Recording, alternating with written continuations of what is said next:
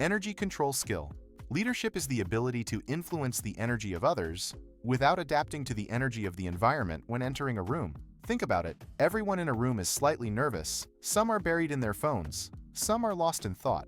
People are bored and mentally absent. A new person enters the room. They stand tall, their gaze is clear, but most importantly, they are not in a hurry. They calmly observe their surroundings. With an energy different from others, they confidently take charge. And within seconds, everyone's attention is focused on them. The energy in the room suddenly changes because the leader has arrived. According to Stanford's research on group dynamics, when a group experiences uncertainty, the person who determines the direction is not the most knowledgeable, but the most decisive.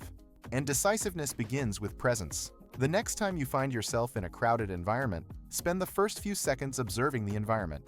Just stand tall. Don't avoid eye contact. You don't have to say anything. But if you do speak, make sure to do so with feeling and calmness. It's that simple. Now you are the leader of the environment. Many people who want to be leaders overlook the incredible impact of this energy difference. When comboed with the overlooked skills we will discuss later, you will have no rivals in leadership. Silent stance skill. Let's say you're in a meeting. You're not the one speaking, but everyone is looking at you in some way.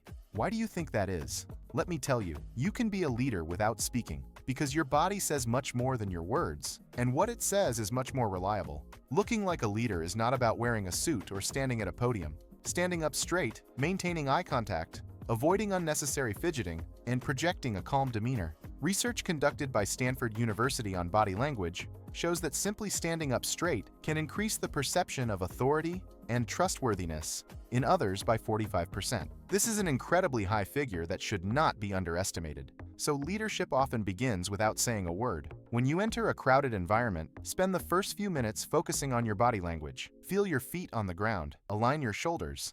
Slowly scan the environment with your eyes. And even if you don't speak, you'll start to notice the eyes following you.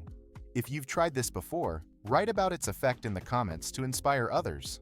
If you haven't tried it, you can read the comments and be inspired. Internal authority skill. Think, you said an idea. Any idea. Everyone was silent. A moment of uncertainty. Eyes turned to you and you panicked. What do you do at that moment? Many people immediately backtrack. Of course, I'm not sure. Maybe I'm wrong. That's exactly when they lose their leadership. Because leadership is not just about knowing what is right, it is about standing behind what you say. In psychology, this is called the authority effect. When you say something with enough confidence, people believe in the confidence rather than the content. The brain looks for a shortcut and says, this person must know what they are talking about. Of course, I'm not talking about stubbornness here. If necessary, be flexible with your opinion and reshape it within certain basic principles. But first, show that you own it. In other words, once you've made a decision, embrace it. Don't wait for approval. Remember, a decision is an action that represents you. How can I do that despite that negative voice inside me? I can hear you say, don't worry, I'm solving that problem in Buff 7. Consistency skill. What you say is important, but what you do every day is what defines you. Because consistency is the felt, not the seen, side of leadership. Consider this example. A manager tells their employees, time management is very important, but they arrive 10 minutes late to every meeting. Or they emphasize team spirit, then don't listen to anyone.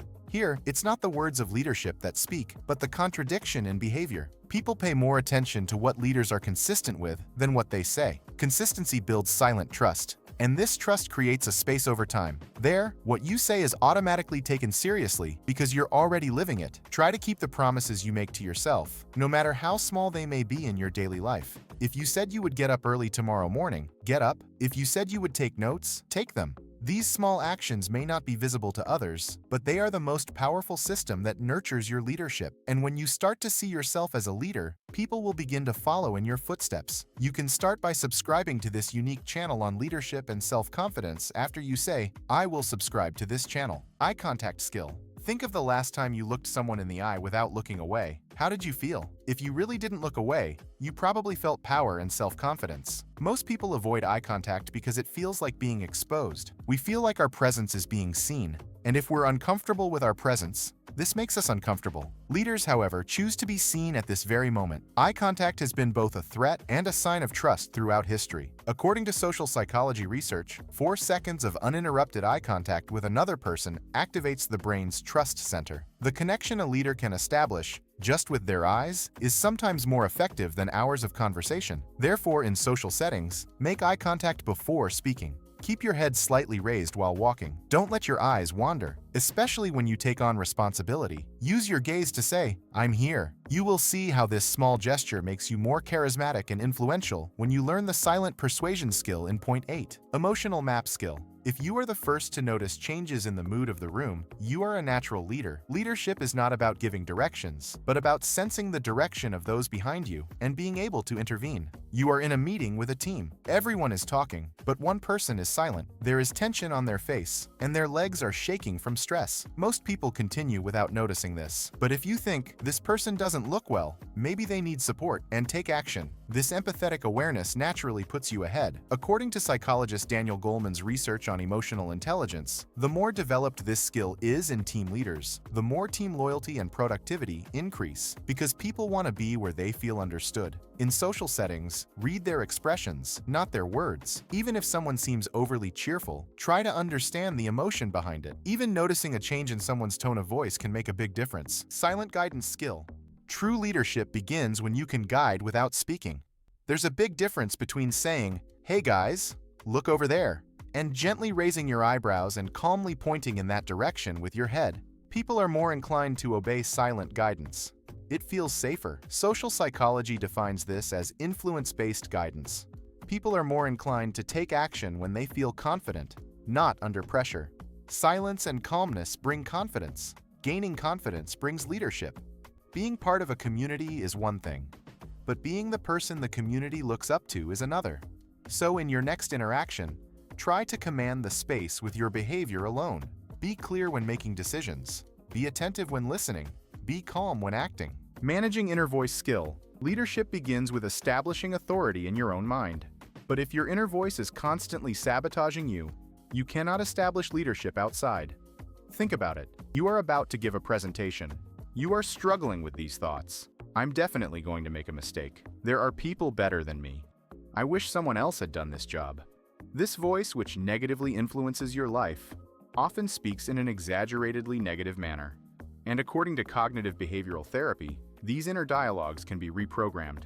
The thought, "I'm going to make a mistake in the presentation," is not a real prophecy.